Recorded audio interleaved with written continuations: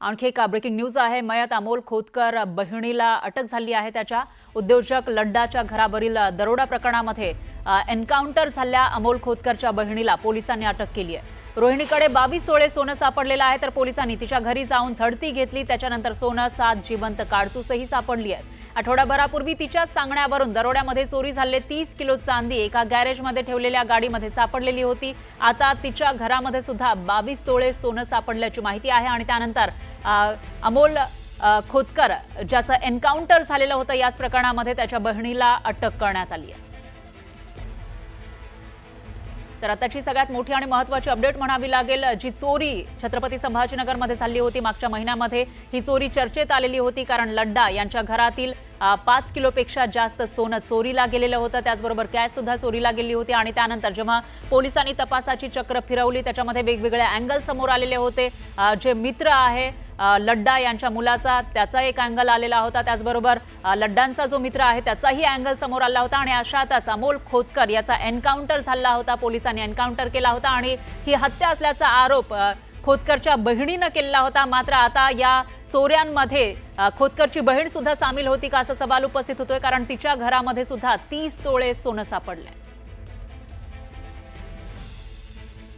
आणि याविषयी अधिक माहितीसाठी आपले प्रतिनिधी सिद्धार्थ गोदाम हे आपल्या सोबत जोडले गेले आहे। सिद्धार्थ, काय सांगाल, खोतकर एन्काउंटरमध्ये ही खोतकरची बहीण मोठमोठे आरोप करताना दिसलेली होती, मात्र आता तिचाही सहभाग या चोरीमध्ये आहे का किंवा इतर चोऱ्या ज्या केलेल्या होत्या खोतकरने त्याच्यामध्ये आहे का असा सवाल उपस्थित होतोय। नेमकं काय घडतंय, काय समोर आलंय आतापर्यंत?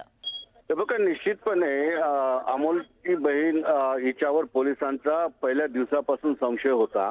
आता प्रत्यक्ष तिने ज्यावेळेस चांदी अमोलच्या गाडीमध्ये आहे आणि ती गाडी अमुक ठिकाणी उभी असल्याची माहिती सुद्धा तिने दिली होती आणि 30 किलो चांदी अमोलच्या गाडीमधून सापडली होती। त्यामुळे पोलिसांचा पक्का विचार झाला होता की हिला अजून काय माहिती, तिच्यावर पाळत ठेवली होती आणि काल तिच्या घराची झडती घेतली असता 22 तोळे सोनं, आता ते सोनं नेमकं कुठलं आहे याबद्दल पोलिसांनी सांगितलं नाही, मात्र जे काही सूत्रांनी माहिती दिली ती दरोड्यातलं सोनं आहे आणि त्यानंतर 7 जिवंत काडतूस सुद्धा सापडली। याचा अर्थ असा आहे की अमोलने पोलिसांवर गोळीबार केला होता आणि त्यानंतर पोलिसांनी संरक्षणार्थ गोळीबार केला, त्यात तो ठार झाला होता।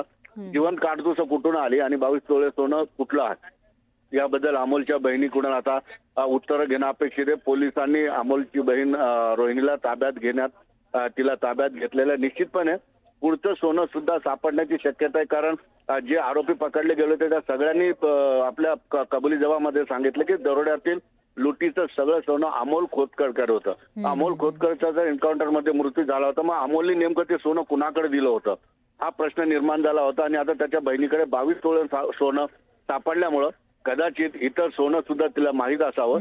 निश्चित आता जवळपास या प्रकरणाचा उलगडा पोलीस लवकरच करतील। बरोबर आहे सिद्धार्थ, याविषयीची अपडेट घेत राहूया। धन्यवाद तुम्ही दिलेल्या या सविस्तर माहितीसाठी।